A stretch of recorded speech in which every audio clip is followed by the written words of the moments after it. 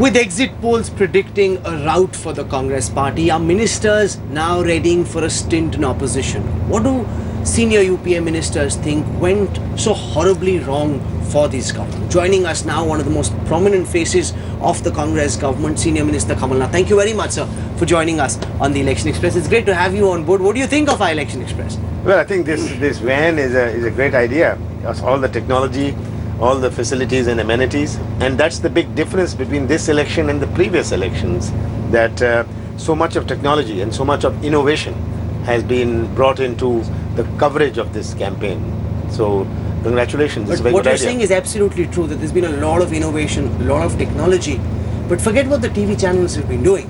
In the political realm, it's the BJP, your opposition, that has come up with all the technological innovations. Now you've got ministers who've got fancy degrees from abroad, you've got ministers who think they are cutting edge. Why is it that your opposition came up with all the technological advances in this election? Well, I think we did take things a bit for granted. That was one of the reasons which created this gap between the Congress and the BJP. Of course, the BJP's electronic media management was very good. This has been one of our shortcomings in this campaign. No, but it's not just electronic media management. It's also the whole approach, take for example to social media. Now you've got Rahul Gandhi, who studied abroad, who's supposed to be tech savvy, a big gadget geek himself. He doesn't understand the importance of social media. And you've got Narendra Modi, who comes from very humble backgrounds, who shows the country how to harness the power of social media. Well, yes, I would admit that too, because social media was not what we thought would make an impact. We did get onto it, but we got onto it too late. And social media has played a very important part in these elections. We lagged behind in it. There's no hesitation in saying it, because that's a matter of fact. But does that then suggest that after the 2009 results, the bonanza of 2009, the UPA and the Congress got cut off from reality, sir? It's not being cut off from reality. I think it was more complacency. We were so confident of the good work we were doing. The social welfare schemes are historical. India has never had it. No other country in the world has had it. And we became complacent with the quantum of these schemes, the quality of these schemes, that people would really recognize this as good work of the government. But I'm afraid without the proper publicity and without steering perception towards it, people just didn't appreciate it. But there seems to be a more fundamental disconnect. The UPA's emphasis was on entitlement, welfare entitlement, giving people doles, giving them benefits. Modi spoke of empowerment. He said it's not about roti kapda makan, it's bijli sadak pani.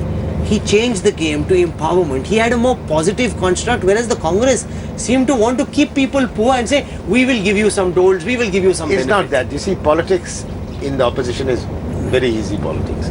You can stand on India Gate and stand anywhere and start saying this is not wrong, there is no road. If you have a road, they'll say, why is it not tarred? If it's tarred, they'll say, why isn't there a bus? If you have a bus, they'll say, why isn't there a better bus? And with a better bus, they'll say, why didn't it run on time? So opposition politics is the easiest politics. You talk of empowerment. These are all things in the abstract, and but they are catchy. So this empowerment business and politics of the opposition made it much more easier for the BJP to campaign. No, but there was a vacuum. There was a vacuum caused by policy paralysis, by weak leadership, which gave Modi an opportunity to build that construct that India seems to have bought into, sir. Well, the people didn't perceive that in UPA 1 between 2004 and 2009, we conceived and we led the country to the highest growth rates. We put into place an economic momentum.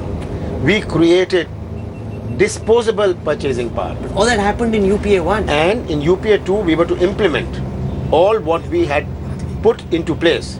Now, we failed in the implementation area. Why? Because A, there were issues of environment. B, there were issues which were new. Many of the, say, the public-private projects, partnership projects, were new. They are new to any country.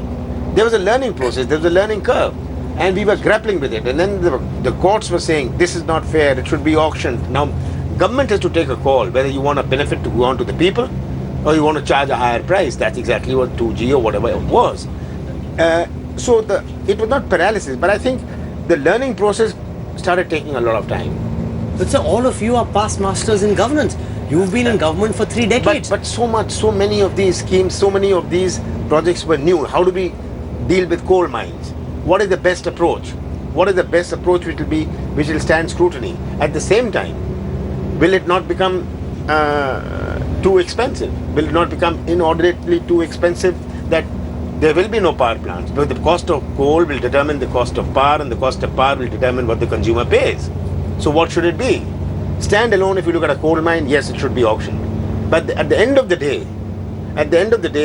the utilities, the electricity boards, would buy only that much power at so much of a But price. the problem was not whether it's auctioned or given in a transparent non-auction process. The problem was crony capitalism, I don't which think your so. party encouraged, sir. I don't think so. There may have been one isolated case where it went wrong, but when you see some of the names, you see Mr. Kumar Mangal Birla, it's government who's asking people to come to take coal mines. And they go and ask for a coal mine because the government is saying we are willing to allocate it, we want to allocate it. Now, these are so many stock exchange listed companies who functioned and governed transparently, and so many of them. And they said no, they were given a favor. Now it depends how you want to look at a favor. Presumptuous loss. What's the end of presumptuous loss? Presumptuous loss in Rashtrapati Bhavan for just one man or one family to stay there can be huge. What is presumptuous loss?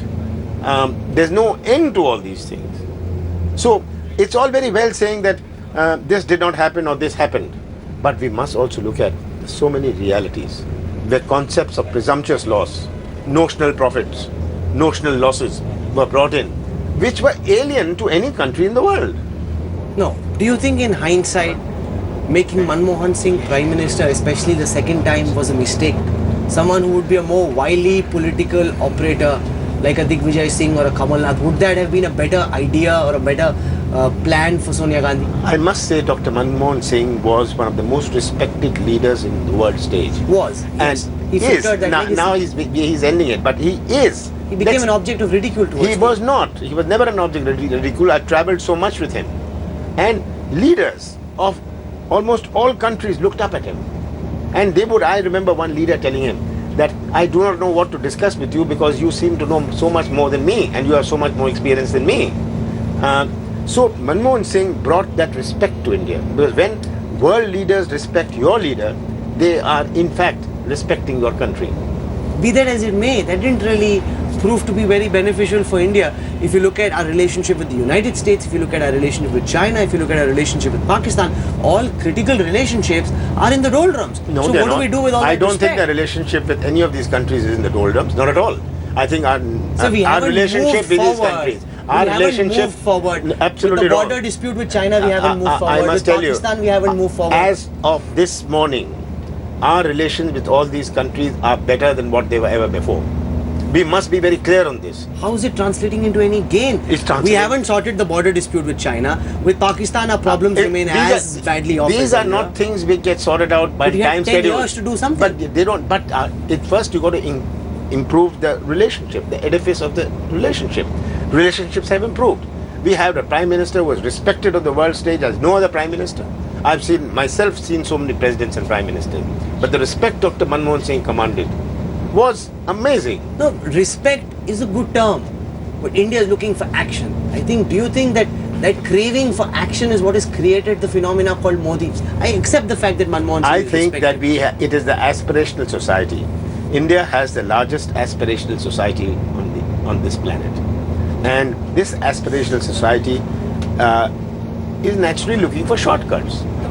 And a shortcut, they say this is not happening, so let's look at an alternative. And the alternative was Mr. Modi, because he was picked by the BJP. It's not that Mr. Modi arrived on his own. He was selected He by forced the BJP to pick him. Well, that's BJP's issue, not mine. Sure. Okay. So then they saw an alternative in Mr. Modi. And it is this aspirational society, and it is good for a society to be aspirational. I think one of the greatest strengths of a country is it's for it to have an aspirational society. So this aspirational society now said, let's look at an alternative. We've had 10 years of government. Let's remember this. 10 years, so many countries had governments. And, people just said, let's have a change. And I think it is this feeling of change. It is not these waves. It's a feeling if there's anything, there's a wave of change. And whether you want to term it as a Modi wave or a BJP wave or an anti-Congress wave, I must say that people have great respect for the Congress. I've toured the whole country. I understand the country. I contest elections myself. And it is this wave of change which is being termed and labelled as this wave and that No, wave. but we which is wrong. travelled on the election express all across the country as well. And from the smallest of colleges in villages to places like Infosys, the Indian School of Business, we heard the same narrative. A narrative where people said that how can a man who's an intern become RC company CEO? They said this in the context of Rahul Gandhi. Do you think that Rahul Gandhi simply couldn't rise to the challenge of taking on Modi? Well, I think Mr. Rahul Gandhi came into the picture a bit too late. And he should have been positioned by our party much earlier. It would have certainly helped. He was fighting time. That's what Rahul Gandhi was doing. And but he did provide the leadership in the party. Before anybody can go out, he must provide leadership to the party. And that is what he did. Is Rahul Gandhi up to the task of leading the Congress post the 16th of May? Of course he is. I'll tell you why I asked that question. Because in state after state, the India Today Group CSIR opinion poll suggests that people don't believe that Rahul Gandhi has what it takes to lead the Congress party in the Because future. people have not yet understood Mr. Rahul Gandhi. Why has he not been able to explain himself? Because he hasn't been doing this for 5 years. Modi has been doing this for 10 years in Gujarat. No, more. Rahul's been around for 10 years, sir. No, but he's not. He was not active. He was not as active as what he became. Was it because he was confused, reluctant, No, I don't shy, think he was confused. unwilling? I think that Mrs. Sonia Gandhi was there, and I think this, him coming in and then trying to do things would have caused confusion. So Rahul Gandhi came in basically 6-7 months ago, 8 months ago. No, but the Congress is a real problem. Polls suggest, and you speak to anyone on the ground, we're in India Gate right now, let's go out and ask 10 people, and these people will likely tell you that they believe that Priyanka Gandhi is better suited to rule the Congress party, to run the Congress party than Rahul Gandhi. How do you deal with the elephant in the house? I don't think there's any problem in that. The family will decide what is to be done. What do you think, sir? I think at the moment Mr. Rahul Gandhi is there, the vice president of the party. He's there, and Priyanka Gandhi is aiding and helping him. That's Because it. Janardhan Dwivedi said Rajiv Gandhi told him that he saw in Priyanka traces of his political inheritor. Well, I don't know what Rajiv Gandhi told Janardhan Dwivedi, and I don't know what Janardhan Dwivedi said. But all I can say is that this is a decision for the family to take. No, but this is a real problem. This is not just a decision for the family to take. It impacts the party, it impacts the country.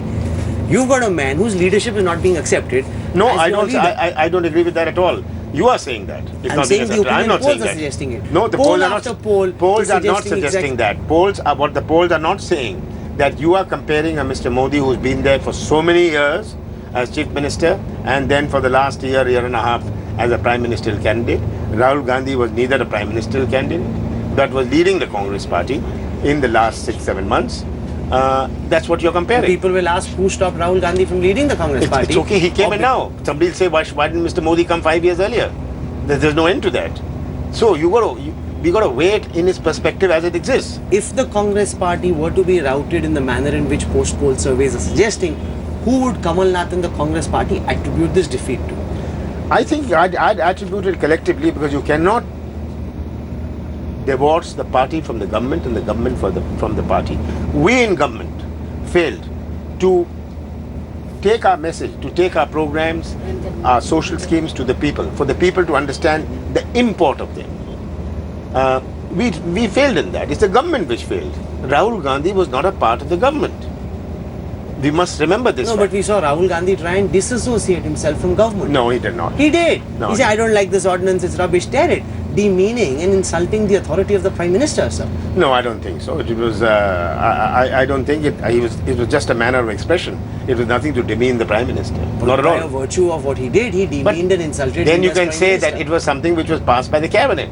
Then was he demeaning the cabinet? I didn't was. think so. I didn't think so. What else would you think? Well, If Modi had done this to Advani, he expressed his reservations on it very strongly. That was it. And if you say that the way he expressed it was demeaning, well, you are saying so. I didn't find it demeaning. You didn't find it. In fact, I said that here at last somebody has taken a position on it. why didn't you take that position in the cabinet? Because there was a consensus. There was a consensus that we No, should but do if you think he did the right thing, you should have taken a position. there can be views, and once he is the leader, You got to go by his view. There were views whether we should be doing it in the cabinet. There were different views. But then, as the cabinet always functions by consensus, that's how it happened. What future do you see for yourself, for Digvijay Singh, for Ahmed Patel, for the veritable old guard? Sonia's team in some sense. Although you've been part of many generations of the Gandhi team, but what future do you see for yourself post the 16th of May? Well, I see myself playing an active role in the party. I'd like to devote as much time as I can in effecting change in our party. What change do you think the Congress? Politics in this country has changed. The Congress party must also change.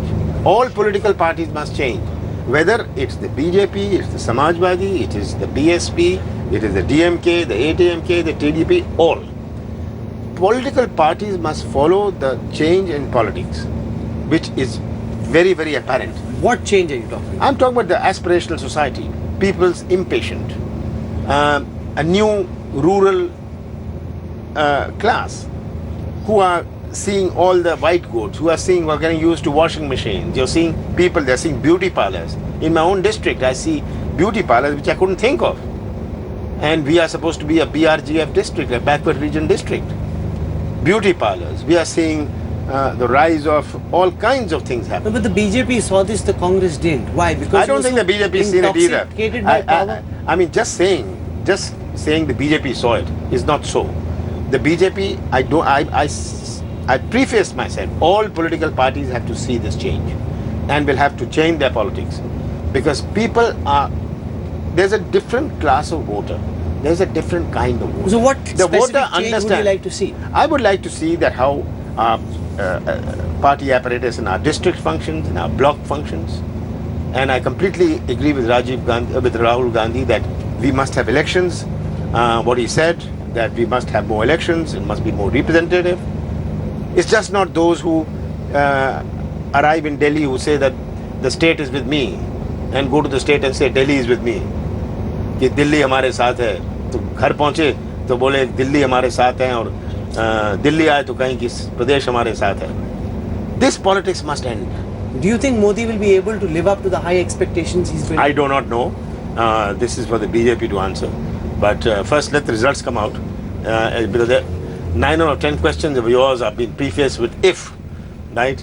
And there's no end to that. So you can say what?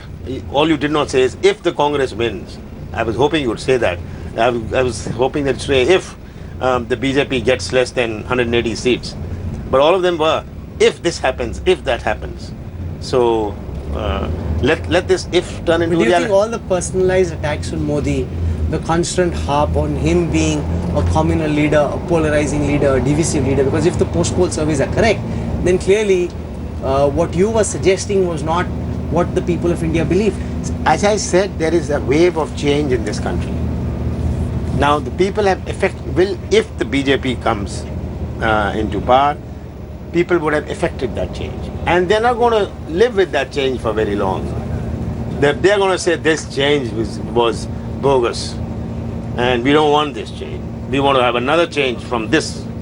You will see that because there is a wave of change. And this change is going to drive politics in a different direction. Well, you're accepting that there is a wave of change. You don't want to call it a pro-Modi wave. You're saying it's more an anti-incumbency wave because the Congress. Well, we must remember we've been in power for 10 years. Let's not forget that.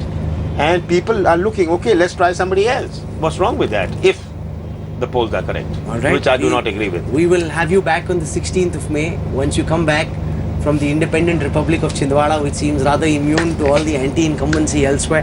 We look forward to having you back on the 16th of May. Thank you very much, Mr. Kamal Nath, for joining us on the Election Express. Thank you.